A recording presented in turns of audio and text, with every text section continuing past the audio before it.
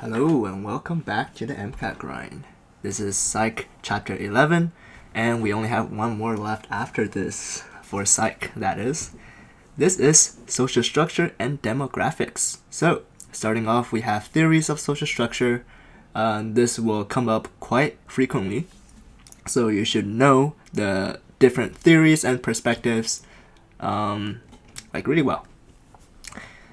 So, society as a whole cannot be simply defined from one universal perspective, so you have to look at it from different facets. Functionalism looks at the society by its working functions, and those who intend to benefit are the manifest functions, and those who come, or those that are after and not intended benefits, are latent functions. So imagine you have a lab meeting with your lab mates, and the intended function for that purpose is to just hand out data and update what you all are doing and what is the pertinent information you're trying to get across. But the latent function for that lab meeting could be you're building working bonds with other members in that lab. Okay? And if someone else deviates from doing the function they're supposed to do, they're basically a dysfunction. They're destabilizing the overall structure.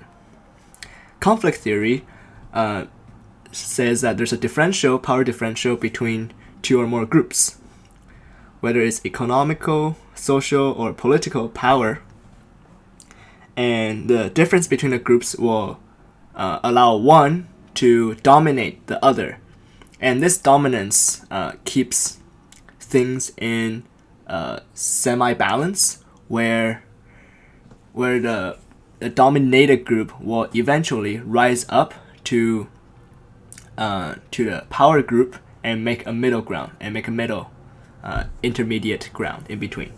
That is based on Karl Marx's conflict theory.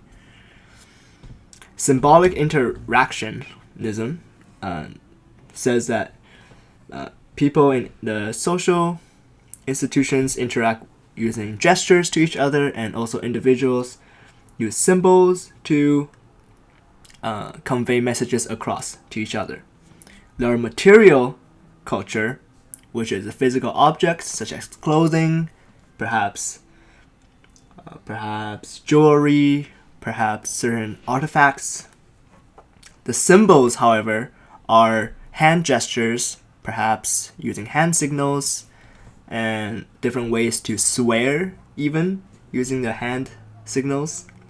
Those are all in symbolic interactionism.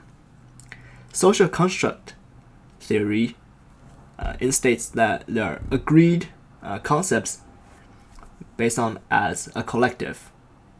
Think about how we all agree using money and apply a value onto them. That's how we're able to exchange using money as a token. That's token economy. Now, if we as a collective deem that money or cash doesn't mean anything now, before it was based on the value of gold, but if we decide collectively that it's not worth anything now, it's just going to fall apart. Social construct and symbolic interactionism is also the basis for how memes on the internet work, because we agree on what the meme is conceptualizing, as well as we use it to exchange and communicate with each other. Rational choice or exchange theory considers the outcomes when making decisions. So we would look at whether it would benefit us or it would lead to damage to us when we're deciding whether to go forward to do something or not. Rational choice, think about as an individual level, and exchange, think about in a group level, whether individual in a group want to contribute to a group or get something out of the group. Feminist theory states that inequalities are due to gender bias, so perhaps a male and a female in the same work environment, they would then have different in pay because of the gender bias that the female is not supposed to be in that role. There are various other inequalities that arise, and one of the terms to remember is the glass ceiling, in which a woman is less frequently promoted to a higher level due to the glass ceiling that is inert bias, that there's a difference in genders, then that's holding her back from being promoted. And that's a bias that feminist theory is trying to break down and take apart. Social institutions include education, family, religion, government, economy, and medicine. Across all of these, it is important to know that there are various facets and they all vary across cultures, such as education may vary in importance amongst the East and West, and family can be defined in various ways. Religion could be from a primary religion that is broken down into different sects, because some may choose to focus on certain principles and others may want to focus on others. But if they get into extremes or deviant from the primary principles, they become cults. Religions could also be secularized by means of broken apart and deemed into more scientific modern community.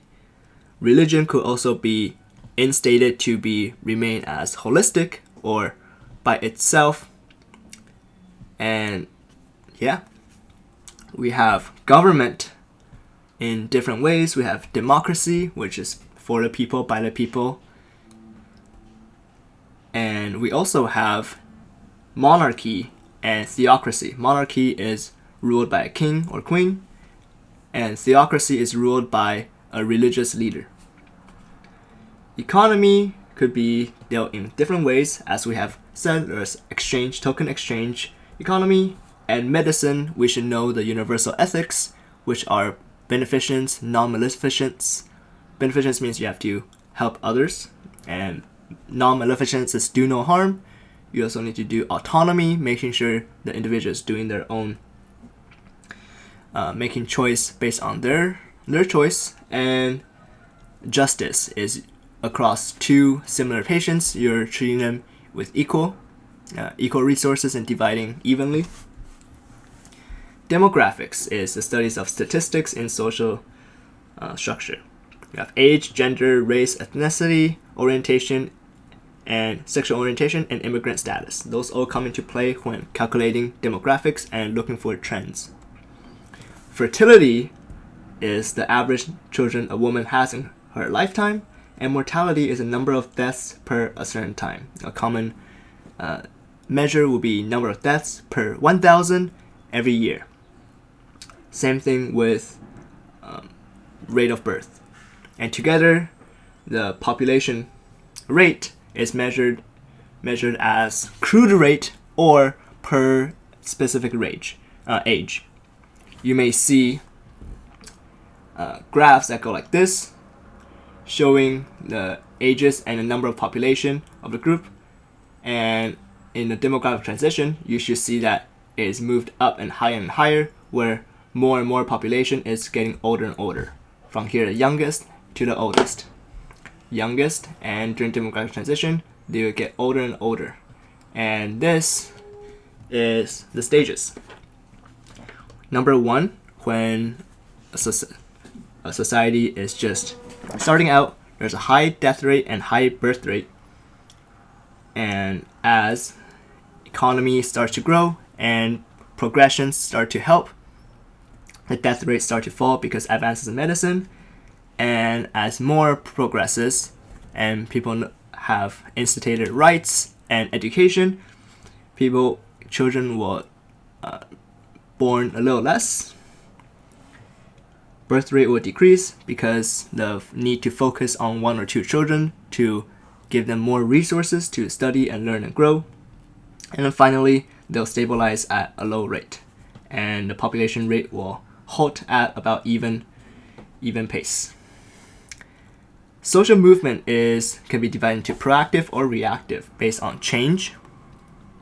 A proactive social change is wanting something to be changed, and reactive is that something is changing and the social movement is reacting against it.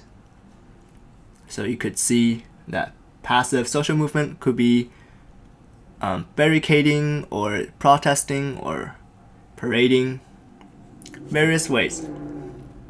Alright, so those are social structures and demographics. Take care.